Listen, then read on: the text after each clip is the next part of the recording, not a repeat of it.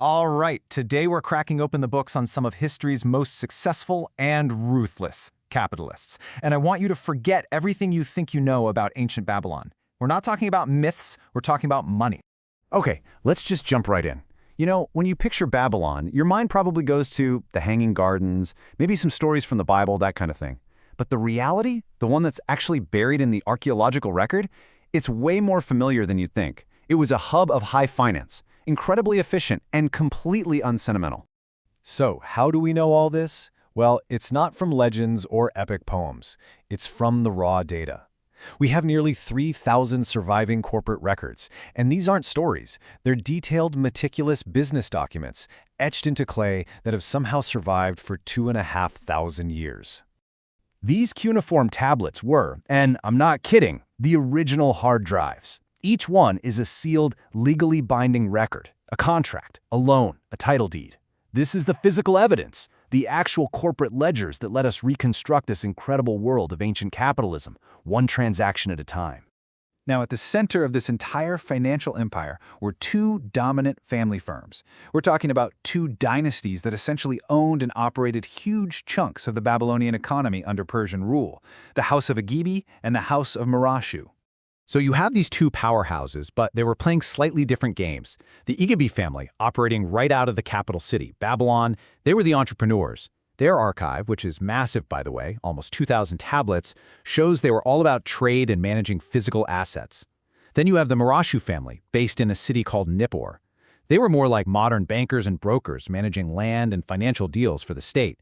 And they left behind their own huge archive too, close to 900 tablets. So, the big question is, how did they actually make their money?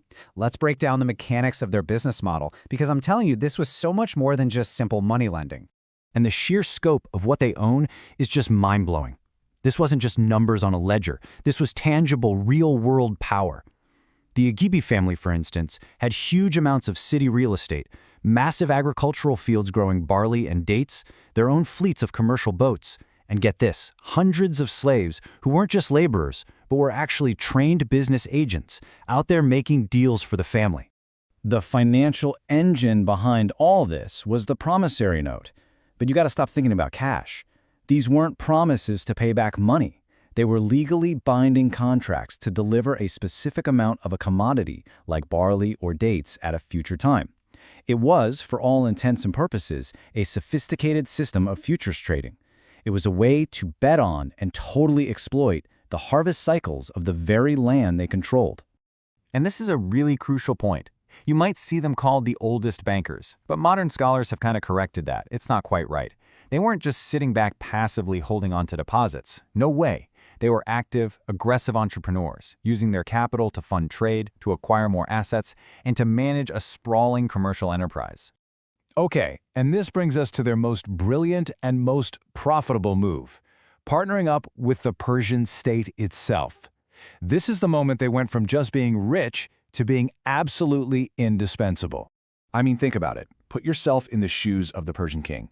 You've conquered this huge, wealthy territory. How do you actually collect taxes from thousands of individual landowners without a massive modern civil service? What's the play? Well, you privatize it. You outsource the whole operation. And the solution was a system called tax farming. It's simple, really.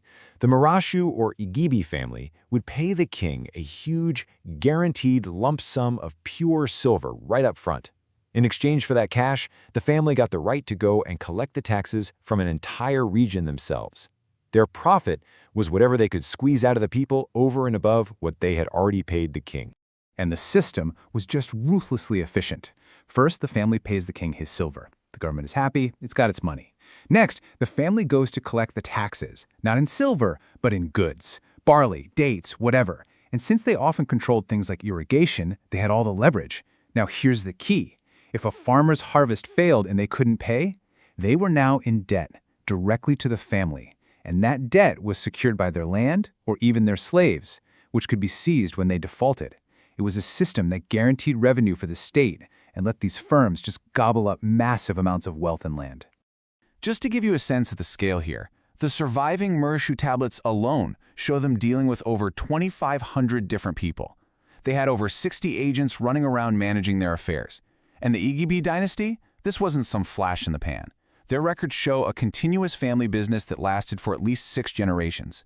This was institutional power on a massive scale. So what happened? How could these incredibly powerful, deeply entrenched dynasties just disappear? Because that's exactly what the records show. A sudden, deafening silence. The timeline is pretty stark. Around 4084 BCE, the massive Egibi family archive just stops, cold. And that date happens to line up perfectly with a series of Babylonian revolts against the Persian king, Xerxes.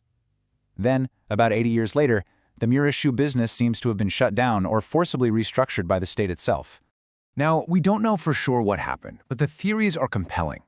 Did they maybe back the wrong side in a rebellion against their Persian overlords?